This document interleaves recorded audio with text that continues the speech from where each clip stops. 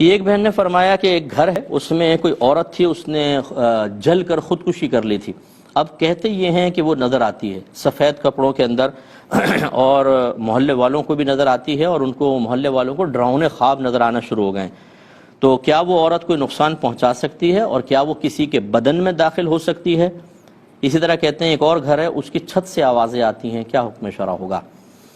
دیکھیں اچھی طریقے سے یاد رکھیے کہ یہ روحوں کا تصور کہ وہ گھوم رہی ہے، بدرو ادھر جا رہی ہے ادھر جا رہی ہے، یہ اسلامی تصور نہیں ہے۔ اگر ایک مومن کی روح ہے تو وہ اپنے قبر کے اندر بالکل آرام سے ہوتی ہے، اسے سیر کی اجازت ہوتی ہے لیکن ڈرانے کی اجازت نہیں ہوتی ہے، اور وہ بھی ہر ایک کی روح کو نہیں ہوتی ہے۔ مومنوں کی روح آتی جاتی ہیں، لیکن اس طرح نہیں کہ آپ سامنے آئیں اور روح تو نظر ہی نہیں آتی، تو بتائیے پھر کیسے نظر آ رہی ہے؟ وہ روح تو نظر ہی نہیں آتی ہے نا، وہ تو اب اگر کوئی ایک مر رہا ہو شخص، اس کی روح نکلتی ہے کہ آپ کو کچھ نظر آتا ہے؟ کچھ بھی نہیں۔ جب تک ہم زندگی میں ہیں ہمیں نظر نہیں آئے، ہاں مرنے کے بعد ہمیں نظر آئے گی، اور آپ تو زندہ ہیں، آپ کیسے دیکھ سکتے ہیں؟ اور اگر وہ کسی کافر کی، بد مذہب کی روح ہو، مرتد کی ہو، یا بہت ہی فاسق فاجر، تو یہ معذب روحیں ہوتی ہیں، یعنی ان پہ عذاب ہو رہا ہوتا ہے، ان کو تو کہیں نکلنے کی اجازت ہی نہیں ہوتی۔ خلاصہ کلام یہ کہ وسوسہ شیطانی ہے اور کچھ بھی نہیں ہے، اور یا کوئی یہ مذاق کر رہا ہے، شرارتیں کر رہا ہے، کیونکہ بعض لوگ اس طرح کر کے اور پورے محلے کو یا لوگوں کو خوف میں مبتلا کر کے کچھ اپنے ذاتی مقاصد حاصل کرنا چاہتے ہیں۔ کوئی خوفزدہ ہونے کی ضرورت نہیں، یہ کچھ بھی نہیں ہے۔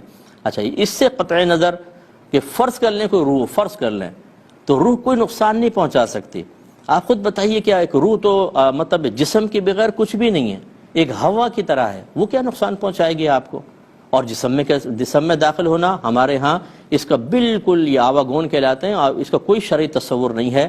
لہٰذا اپنے مذہب کو جب آپ نہیں سیکھیں گے تو غیر مذہب آپ کے ذہن میں آئے گا، جو فلمیں دیکھ دیکھ کر، ڈرامے دیکھ دیکھ کر، الٹے سیدھے جگہوں کے اور بہت سے تصورات اپنے ذہن پہ خلاف شرع جمع کر چکے ہوں، وہ ایسے ہی خوفوں کے اندر مبتلا ہوتے ہیں۔ مومن تو کبھی نہیں ہوگا۔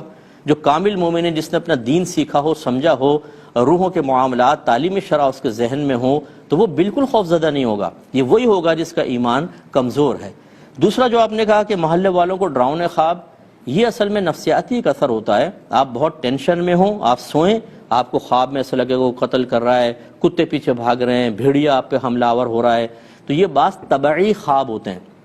جب سارا دن آپ ڈپریشن کا شکار رہیں، کوئی یہاں سے ڈرا رہا ہے، کوئی وہاں سے ڈرا رہا ہے، آپ سوئیں گے تو یہی چیزیں متشکل ہو کر خواب میں نظر آتی ہیں۔ لہذا کچھ بھی نہیں ہے، آپ بالکل بے فکر رہیے۔ اسی طرح گھر کی چھت سے آوازیں آ رہی ہیں، یہ کوئی آوازیں وغیرہ نہیں ہے، یہ آپ کا وہم ہے، کوئی کیڑا ہوگا، کوئی ہوا چل رہی ہے، کوئی چیز گر گئی اور وہ آوازیں شروع ہو گئیں۔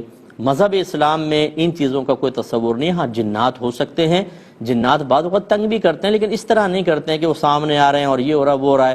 یہ کبھی کبھار ایسے معاملات ہوتے ہیں کہ جنات ہر ایک کو ایسے تنگ کرنے لگتے تو کوئی ایک مسلمان بھی اس سے محفوظ نہیں ہوتا، کیونکہ وہ تو کوشش کرتے کہ ہمیں ڈسٹرب کریں، اور اگر وہ اس ایسی تصرف کر سکتے تو پھر جو نمازی مسجد کی طرف جا رہا ہوتا اس کو اٹھا کے پھر گھر کی طرف پھینک دیتے تاکہ جا ہی نہ سکے۔